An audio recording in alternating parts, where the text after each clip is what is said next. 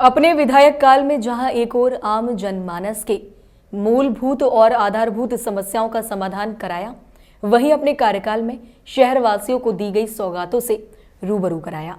इस अवसर पर भारतीय जनता पार्टी के तमाम गणमान्य मौजूद रहे।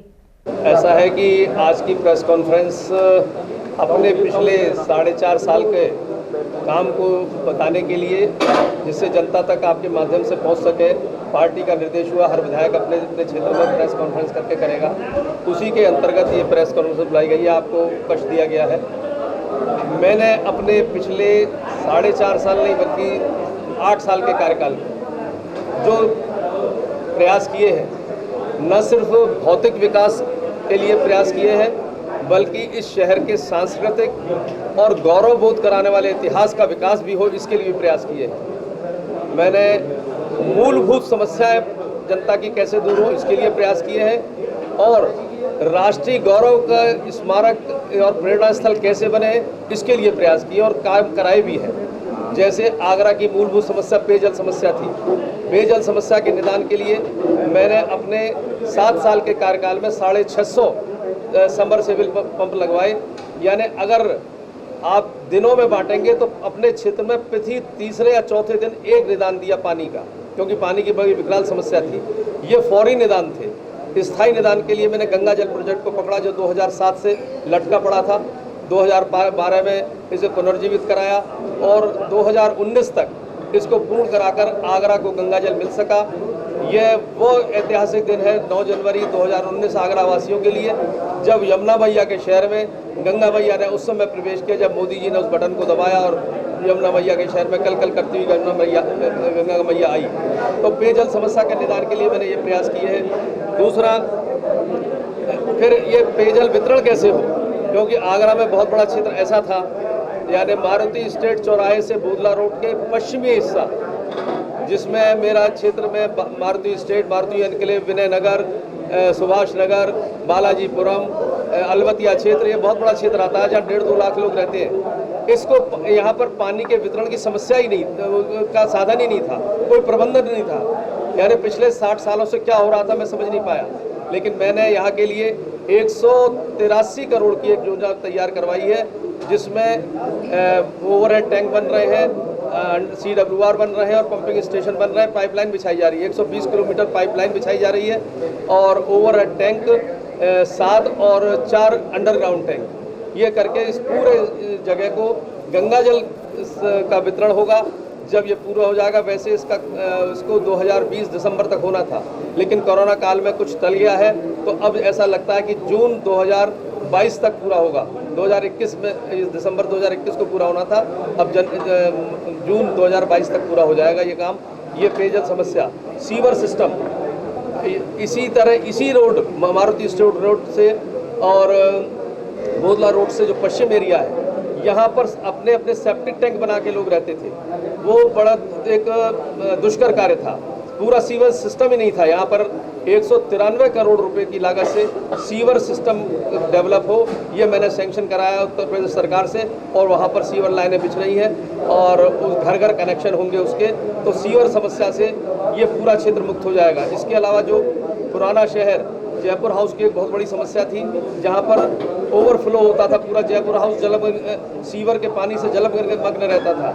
4 करोड़ रुपए की लागत से STP सिस्टम और एक अंडरग्राउंड पूरा सिस्टम डेवलप कराया, जिससे कि आज जयपुर हाउस की सीवर जो परेशानी थी वो दूर हो गई। बाकी शहरों में कई जगह सीवर लाइनें नहीं डलवाई 13वें, 14वें, 15वें वित्त आयोग से। फिर एक आवश्यकता इसके बाद आदमी की पानी और इन सिस्टम के बाद होती है चिकित्सीय सुविधाओं की। आगरा में SN मेडिकल कॉलेज ऐसा कॉलेज था जो कि पूरे भारत के 3 प्राचीनतम मेडिकल कॉलेजों में से एक है, उसका अपग्रेडेशन हो, क्योंकि पिछले 15-20 सालों में वो चौपट हो गई थी व्यवस्था वहाँ पर। एक समय हमने देखा था कि पंडित कमलापति त्रिपाठी जो उत्तर प्रदेश के मुख्यमंत्री थे, वो अपना इलाज कराने आगरा आते थे किसी SN मेडिकल कॉलेज में, और एक समय वो देखा फिर हमने 2016 से पहले तक कि उसमें गरीब आदमी भी इलाज कराना नहीं चाहता था। इस 4 साल के कार्यकाल में मैंने एक ब्लूप्रिंट तैयार किया, जिस ब्लूप्रिंट के अंतर्गत इसमें सुपर स्पेशलिटी विभाग खुले और इसमें एम्स स्तर का दर्जा मिले। उसमें एक प्रपोजल ये भी दिया कि लेडी लाइल को इसमें मर्ज कर दिया जाए। और एक इंटीग्रेटेड हॉस्पिटल कैंपस बने, वो सब प्रस्ताव पूरे हो गए हैं।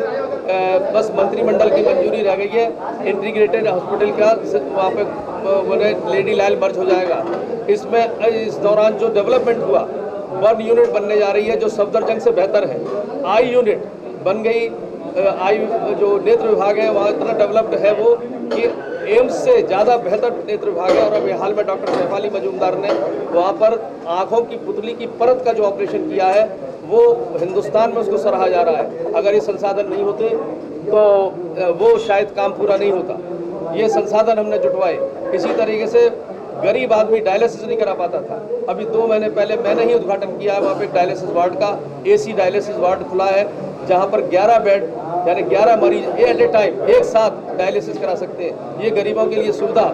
SN मेडिकल कॉलेज में सुपर स्पेशलिटी विभाग खोलने के लिए 300 करोड़ रुपया सैंक्शन कराया प्रधानमंत्री स्वास्थ्य सुरक्षा योजना के अंतर्गत। और लेडी लाइन में 100 करोड़ रुपए से नया भवन बनाया आधुनिक सुविधाओं से युक्त। या अब थोड़े दिनों में SN मेडिकल कॉलेज एम्स स्तर का दर्जा प्राप्त करें, इस कोशिश में लगा हुआ हूँ। ये एक मेरी उपलब्धि है।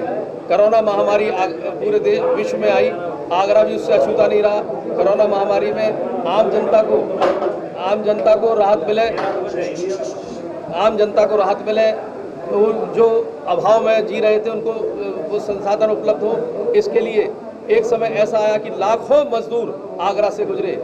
हमारे साथ हमारी पूरी टीम ने जो यहाँ बैठी है, इस पूरी टीम ने भोजन, पानी, नाश्ता, यहाँ तक कि जूते चप्पल तक उपलब्ध कराए उन लोगों को जो आगरा से गुजर रहे थे। इसके अलावा कोरोना के लॉकडाउन काल के बाद भी 13 जुलाई तक मैंने इमदाद बांटी लगभग 15,000 घरों में। ऐसे जो राशन की किट दी जिससे कि उनको राहत मिली। मास्क बटे, सैनिटाइज़र बटे और 3,000 राशन कार्ड भी इनको कार्ड बनवाए, जिससे क्योंकि राशन कार्ड के धारकों को राशन सरकार दे रही थी, तो 3,000 अपने आगरा दक्षिण विधानसभा के लोगों को राशन कार्ड बनवाए, जिससे कि उनको